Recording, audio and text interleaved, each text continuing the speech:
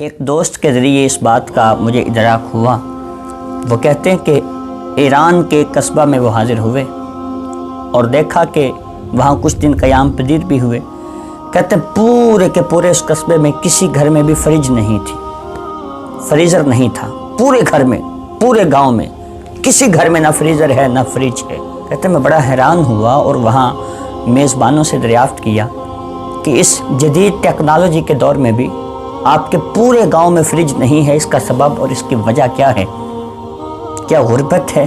لوگ خرید نہیں سکتے، لوگ سرمایہ دار بھی ہیں؟ انہوں نے جو آگے سے جواب دیا بڑا حیران کن جواب ہے۔ کہتے ہیں ہمارے گاؤں میں کسی گھر میں بھی پہلے تو بالکل ہی فریج نہیں تھی، پر ماحول اس وقت ایسا تھا کہ جب کسی گھر سے کھانا بچتا تھا وہ بچا ہوا کھانا کسی غریب کے گھر پہنچا دیتے، کسی امیر کے گھر کا بچا ہوا کھانا ضائع نہیں ہوتا تھا، کسی غریب کے گھر میں پہنچ جاتا۔ اس طرح سارے امیر بھی کھانا کھا کے سوتے، سارے غریب بھی کھانا کھا کے سوتے، کوئی بھوکا نہیں سوتا تھا۔ امیر غریب سب کھانا کھا کے پیٹ بھر کے آرام سے سکون کی نیند سوتے تھے۔ لیکن پھر ایسا ہوا، ہمارے اس پورے قصبے میں حکومت کی طرف سے اعلان ہوا کہ فریج اور فریزر جو وہ قسطوں پہ حکومت نے اعلان کیا کہ کوئی خریدنا چاہے تو ہم سے خرید سکتا ہے۔ بہت سے لوگوں نے جو سرمایہ دار تھے فریج اور فریزر کو قسطوں پہ خرید لیا۔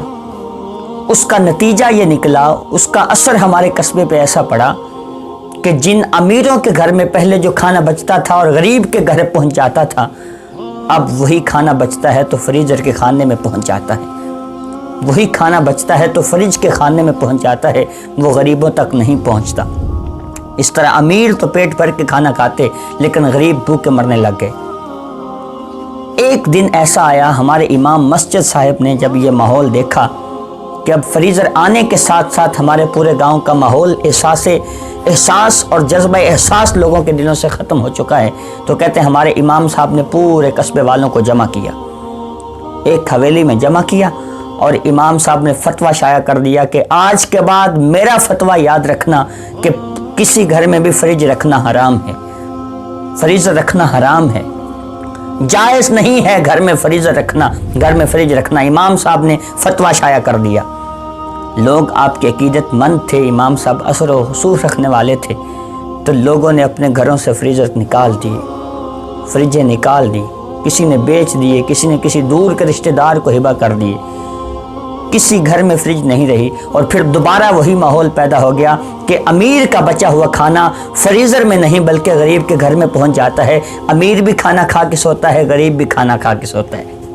کہتے ہیں فریج نہ رکھنے کا فائدہ یہ ہوا کہ ہر امیر غریب کھانا کھا کے پیٹ بھر کے سوتا ہے۔ ہمارے ہاں بھی یہی حال ہے، اگر ہمارے گھروں میں فریج نہ ہو تو کسی گھر میں قربانی کا گوشت جمع نہ ہو، بلکہ جتنا قربانی کا گوشت ہو اپنی ضرورت کے مطابق 1 دن کا 2 دن کا رکھ کے باقی غریبوں میں تقسیم کر دیا جائے۔